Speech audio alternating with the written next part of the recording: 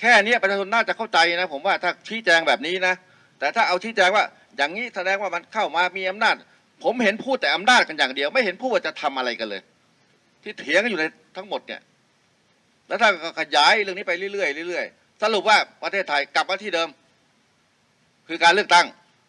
จะได้ใครมาไม่รู้ประเทศชาติจะเดินข้างหน้าได้หรือเปล่าไม่รู้นั่นแหละคือสิ่งที่ท่านทำกันอยู่วันนี้ผมจะบอกให้แล้วเสร็จแล้วก็มาหาว่าผมโทษสื่อท่านรู้ทั้งหมดอะแต่ท่านเสนออย่างที่ผมเสนอนี่สิ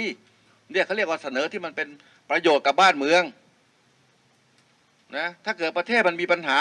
มันต้องล่มลงไปเศรษฐกิจ